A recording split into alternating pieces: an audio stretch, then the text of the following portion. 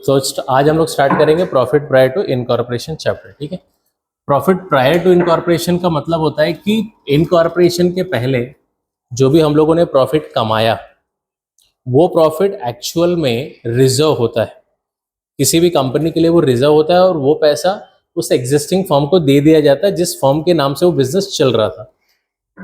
इसकी हिस्ट्री क्या है, जैसे कोई बिजनेस चल रहा है या कोई भी एग्जिस्टिंग फर्म है तो वो कैसे अपने आप को इनकॉर्पोरेट करती है, रजिस्टर्ड करती है। जैसे एग्जांपल कि जैसे कोई सोल ट्रेडिंग कंसर्न है या फिर कोई पार्टनरशिप फर्म, क्या है, पार्टनरशिप फर्म। अब ये ऐसे बिजनेस है जो बहुत ही स्मॉल स्केल पे इंडिया में चलते हैं, बहुत ही छोटे पैमाने पर। इनमें मेंबरशिप बहुत लिमिटेड होती है, इनके पास कैपिटल रेजिंग कैपेसिटी बहुत कम होती है और ये बिजनेस ज़्यादा करके वो लोग रन करते हैं जिनके पास लिमिटेड मैन पावर और लिमिटेड कैपिटल कैरिंग और कैपिटल रेजिंग कैपेसिटी। बट जब इनका बिजनेस ग्रो करता है मतलब जब बिजनेस इनका आगे बढ़ता है तो इनको बहुत सारे कैपिटल की रिक्वायरमेंट होती है। किसकी रिक्वायरमेंट होती है? कैपिटल को। इनको बहुत सारे मेंबर की जरूरत पड़ती है, मेंबर मतलब मैन पावर की, है ना। तो ऐसे केस में ये लोग क्या करते हैं, अपने बिजनेस को कन्वर्ट करते हैं, एग्जिस्टिंग सोल ट्रेडिंग या एग्जिस्टिंग पार्टनरशिप को कन्वर्ट करते हैं किसके अंदर? एक जॉइंट स्टॉक कंपनी के अंदर। किसके अंदर? और उसी कंपनी के बनने के बाद का जो प्रोसेस है, कंपनी के बनने के बाद का जो समय है, उस समय को हम लोग बोलते हैं पोस्ट इनकॉर्पोरेशन। ध्यान से सुनना, पोस्ट इनकॉर्पोरेशन, बनने के बाद। और बनने के पहले का जो समय है, कंपनी बनने के पहले का जो समय, उसको बोलते हैं प्री इनकॉर्पोरेशन। अब आप बोलेंगे सर दोनों में क्या फर्क है? जैसे कि आप बिजनेस कर रहे हैं, आपने सोचा कि मुझे अब इसे कंपनी में कन्वर्ट करना है, तो जिस दिन आपने ये सोचा, जिस दिन आपने ये डिसाइड किया, ये तय किया, हो सकता है कि वो डेट होगी 1 अप्रैल 2024। तो आपने डिसाइड किया कि मुझे इसे अब कंपनी में तब्दील करना है, कन्वर्ट करना है, कंपनी में इसको बोलते ना बदलना है। तो ऐसा नहीं कि आज ही सोचा तो आज ही कंपनी में कन्वर्ट हो जाएगा बिजनेस, नहीं। बहुत सारी लीगल फॉर्मेलिटीज होती है, बहुत सारा पेपर वर्क होता है, आपको रजिस्ट्रार के पास जाना पड़ता है, आपको एमओए बनाना पड़ता है। एमओए मतलब मेमोरेंडम ऑफ एसोसिएशन, आपको आर्टिकल ऑफ एसोसिएशन, आपको डॉक्यूमेंट्स रेडी करने पड़ते हैं। ये डॉक्यूमेंट्स रेडी करते करते 3 से 4 महीने का समय लग जाता है। लगता है कि नहीं लगता है?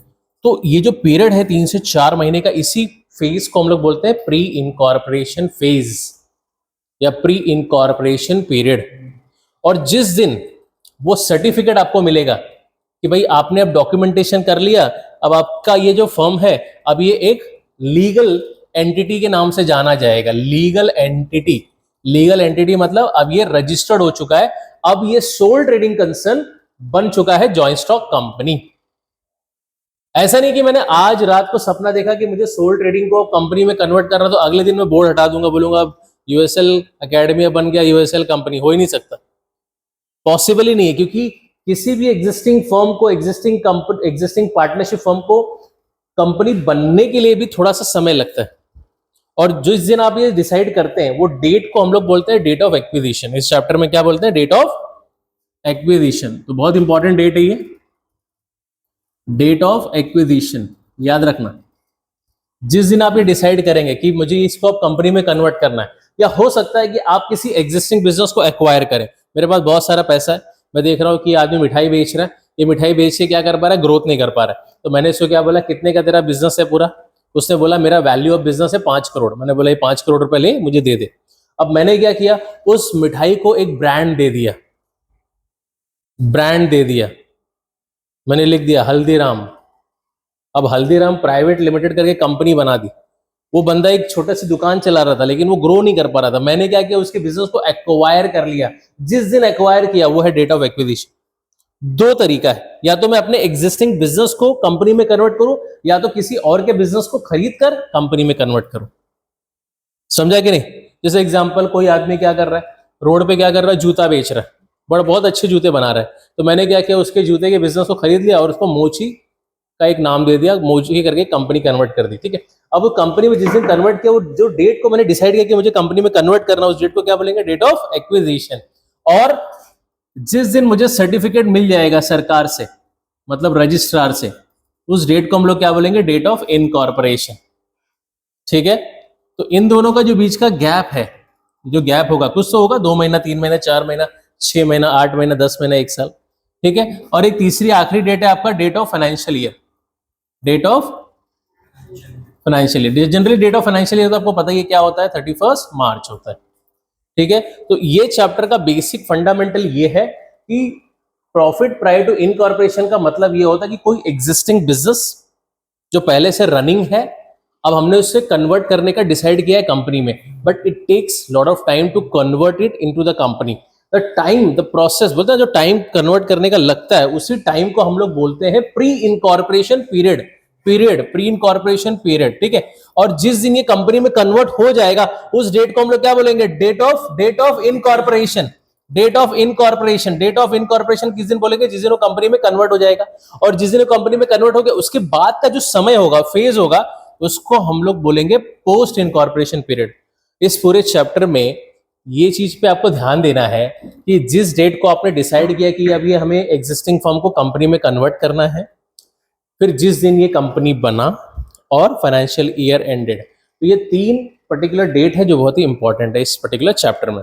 ठीक है, कोई भी एग्जिस्टिंग बिजनेस है जो मार्केट में पहले से चल रहा है और वो ग्रो नहीं कर पा रहा है, तो ग्रोथ करने के लिए उसको कंपनी में कन्वर्ट करने का फायदा क्या है, हम इसे कंपनी में क्यों कन्वर्ट कर रहे हैं, ये माइंड में सवाल आता ही नहीं लोगों के, नहीं आता है ना, ये आता है माइंड में सवाल कि क्यों कंपनी में कन्वर्ट कर रहे हैं। इसके पीछे का एक ही लॉजिक है, इफ यू आर फर्म, अगर आप कोई छोटा मोटा फर्म चला रहे हैं, आपके पास एक पावर नहीं होगा, you are not treated as legal entity. अगर आपको लीगल एंटिटी बनना है, आपको मार्केट से बहुत सारा पैसा चाहिए, आपको बहुत सारे लोग चाहिए, तो उसके लिए आपको जॉइंट स्टॉक कंपनी में कन्वर्ट होना पड़ेगा, क्योंकि company is a very powerful entity. और एक सोल ट्रेडिंग कंसर्न को कभी भी गवर्नमेंट हटा सकती है, कंपनी को हटाने में फिर वो हाई कोर्ट, सुप्रीम कोर्ट तक केस लड़ना पड़ता है।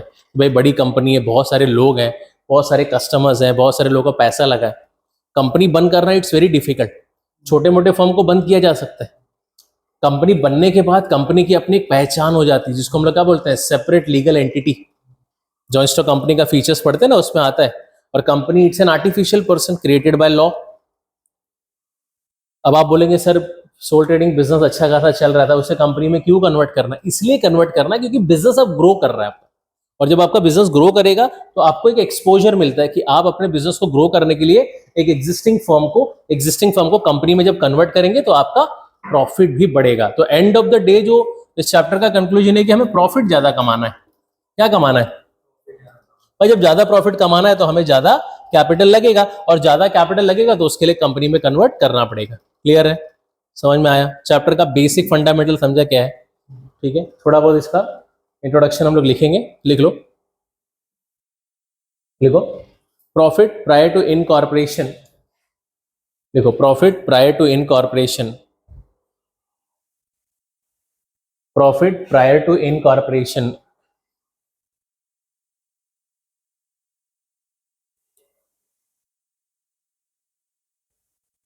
Profit prior to incorporation means, profit prior to incorporation means the profit which is earned, the profit which is earned, profit which is earned before registration, before registration, registration मतलब incorporation, because the registration process takes, because the registration process takes time, takes time to complete legal formalities, to complete legal formalities, takes time to complete legal formalities, but business is continue, but business is continue, business is continue as a proposed joint stock company, business is continue as a proposed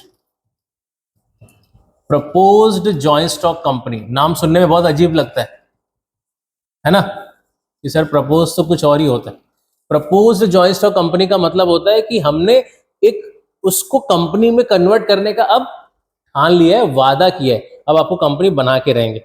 जैसे engagement होती, propose करते हैं, अब आपकी शादी हमसे होके ही रहेगी, वैसा ही कंपनी को कन्वर्ट करने का हमने ठान लिया। मतलब अब इस फर्म को हमने कंपनी में कन्वर्ट करने का डिसाइड कर लिया है, प्रपोज्ड जॉइंट स्टॉक कंपनी के नाम से अभी चलता रहेगा। तो जो प्री इनकॉर्पोरेशन का फेज है ना, उसको प्रपोज्ड जॉइंट स्टॉक कंपनी भी बोलते हैं कि भाई ये पीरियड को हम लोग प्रपोज्ड जॉइंट स्टॉक कंपनी का फेज बोल रहे हैं। इसमें जो भी प्रॉफिट कमाया है वो रिजर्व है, सब क्या है, वो रिजर्व है।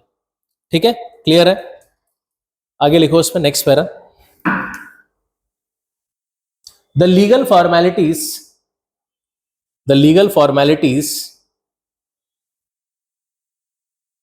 take at least 3 to 6 months.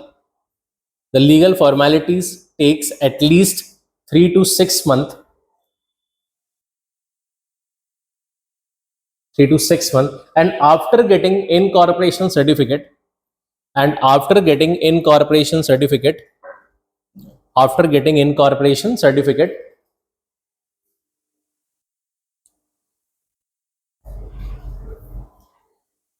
the profit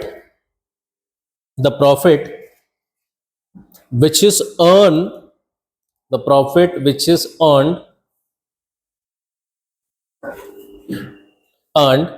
that phase, the profit which is earned that phase or that period is called joint stock company's profit, is called joint stock company's profit, joint stock company's profit, and it is useful for distribution of dividend, and it is useful for the distribution of dividend to the shareholder. Done. दो phase बताया मैंने आपको, एक pre incorporation period का phase, एक post incorporation period का phase. Pre incorporation period के phase में आप जो भी पैसे कमाएंगे वो पैसा रिजर्व होता है, और वो पैसा यूज होता है किसके लिए पता है क्या? जो एग्जिस्टिंग पार्टनर थे, एग्जिस्टिंग सोल ट्रेडर थे, उनको उनका रिटर्न्स देने के लिए। ठीक है, लेकिन जो पोस्ट इनकॉर्पोरेशन फेज का जो प्रॉफिट होता है वो नेट प्रॉफिट कहलाता है, net profit of the company, और वो पैसा हम लोग यूज करते हैं डिविडेंड या फिर जो एग्जिस्टिंग शेयर होल्डर है उनको रिटर्न्स देने के लिए यूज करते हैं।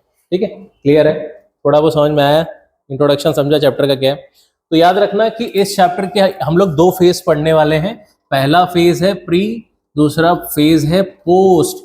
प्री इनकॉर्पोरेशन पीरियड बोल रहा हूं मैं, प्री इनकॉर्पोरेशन पीरियड बोल रहा हूं, पीरियड। ठीक है, और यहां पे मैं क्या बोल रहा हूं? Post incorporation period. मतलब ये है पूरे 1 साल की ही बात है, 1 साल की बात है। लेकिन 1 साल के अंदर जो हमने दो अलग अलग फेज देखे, एक रजिस्ट्रेशन के पहले का फेज, एक रजिस्ट्रेशन के बाद का फेज। जैसे एग्जांपल, मैंने 1 अप्रैल को ये डिसाइड किया, 1 अप्रैल को डिसाइड किया कि मुझे अब इसे कंपनी में कन्वर्ट करना है।